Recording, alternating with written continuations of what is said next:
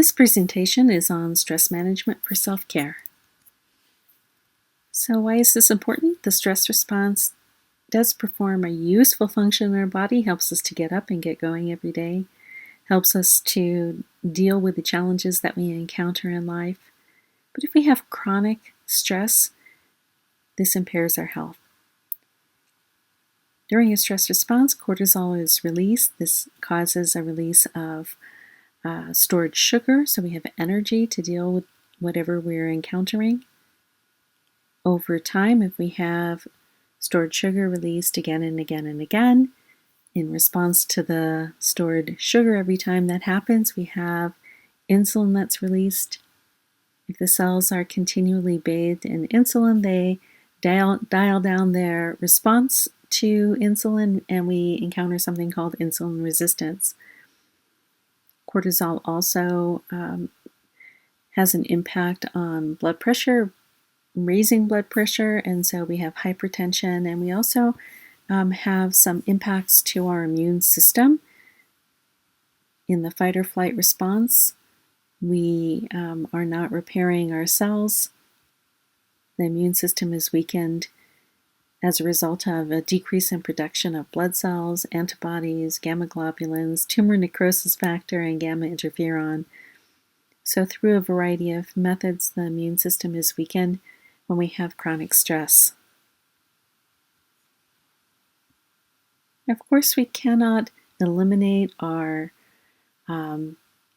developing a stress response because life is stressful, but we can modulate our response to stress. And I'd like to introduce you to a framework that I have been working with for a number of years, and this is based on the work of Brian Luke Seward. And he has what he calls the 3 Ps: the physical, problem solving, and perspective.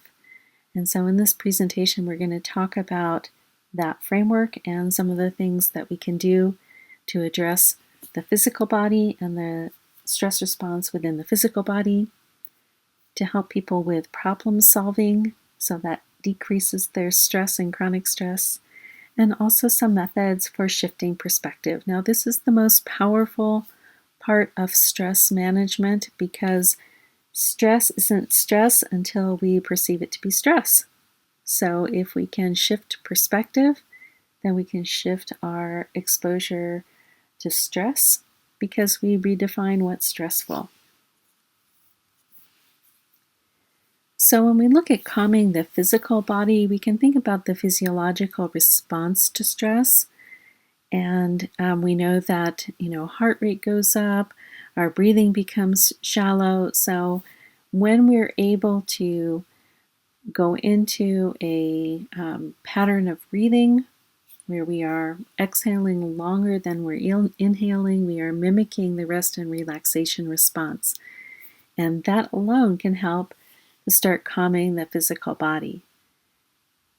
Many of the things that we can do in terms of moving through emotions, engaging in physical motion, that can help with the emotions that we're experiencing and decrease stress. And they can also help with the physiology of having excess glucose. We can burn that off by moving our bodies. So moving meditations can include things like yoga or dance. They can also be things as simple as walking in nature. And when you do this, you're being exposed to not only the movement, but also all of the healing effects of being in nature. In nature, we are surrounded by patterns of wholeness, and this reminds us of our own wholeness. So when you look at the pattern on a leaf or a pine cone or the water in the stream or the ocean, you can see these patterns of wholeness. We're also being exposed to something called negative ions. These negative ions help us to move into a rest and relaxation mode. And of course, in addition to the vitamin D that we get from being in the sun and fresh air are just naturally very healing. In fact, there have been lots of healing practices in which basically people were put out in the sun and fresh air as a way of healing the body. It's a treatment for TB that was used. So mindfulness can go beyond meditation. Mindfulness can be applied in numerous ways. Just being present in the present moment. And children and pets do this naturally. So when we spend time with our children and pets, or around children and pets, we get this effect of being in the moment with a being who is in the moment every moment. We can also get this experience by engaging in some kind of hobby or an all-absorbing activity in which you have to be present in the moment. When I'm working with my cooking and doing a lot of knife work, this is very mindful. One has to be very present in order to be safe. Mindfulness can be applied to other kinds of daily activities and practices. So examples of this would be mindful eating, or mindful budgeting is another one. Now, sometimes we go into a spiral that takes us into the future, or maybe we're ruminating about the past. And when we are worried about the future, we might want to do something like the Choose Again exercise, which we'll talk about in our class.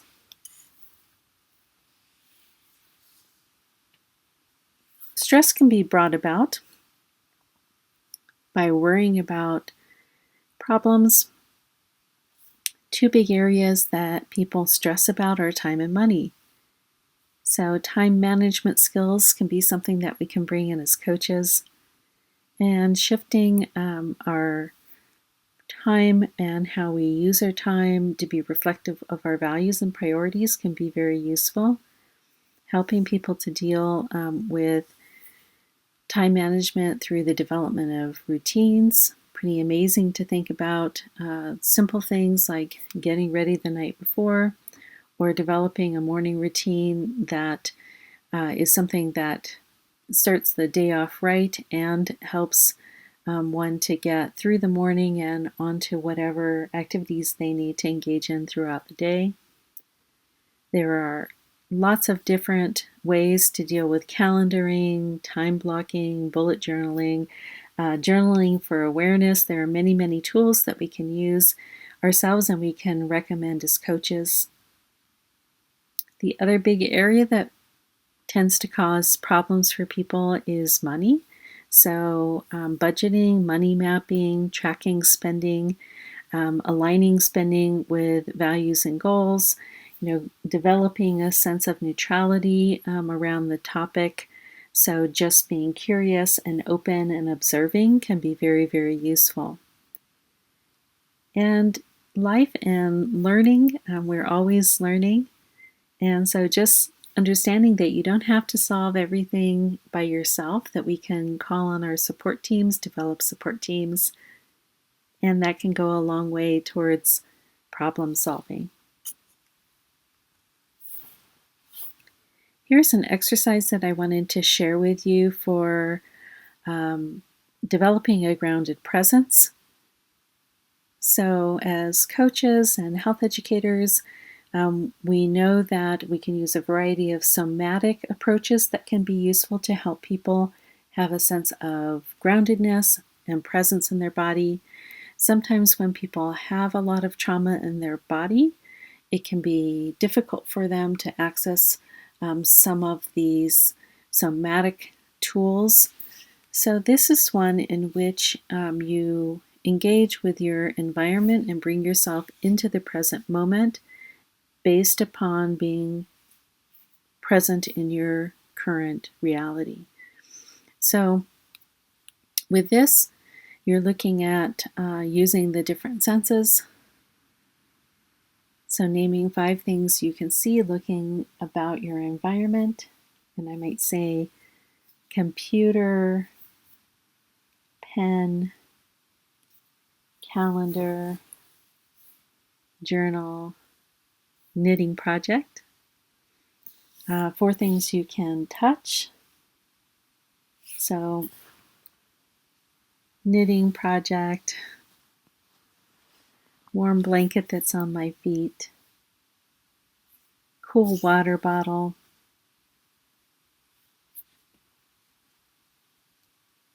sleek paper. 3 things you can hear. So I might say something like the wind, the birds, the water in the stream. 2 things I can smell. I can smell my tea, my cup of tea, and I have some beautiful rose water here. And one thing that you like about yourself, and one thing that I like about myself, is that I love to learn. The most powerful tool in these 3P, in the 3P framework, is shifting perspective.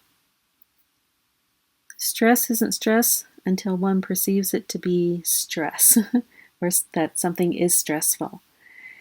In fact, when they do stress research, they have to find something that uniformly causes someone to become stressed. And they have a few things. Public speaking generally causes people to feel a sense of stress.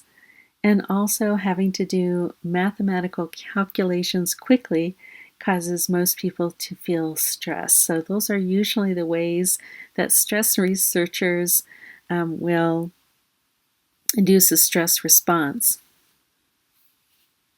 So we can shift ourselves out of a stress response using a few tried and true tools. Gratitude, all kinds of gratitude practices, shifts us away from what's causing us stress and towards a more heart-centered place. Positive emotions like love. So if you have a pet or you focus on your loved ones, that can be very helpful in shifting perspective. We can tell a new story and reframe our experience. And we can use tools that sort of bridge across different kinds of ways that we're addressing shifting perspective, such as heart math. So the quick coherence technique involves shifting into accessing a positive emotion like love or gratitude. Gratitude can be a little bit easier than love to use for this.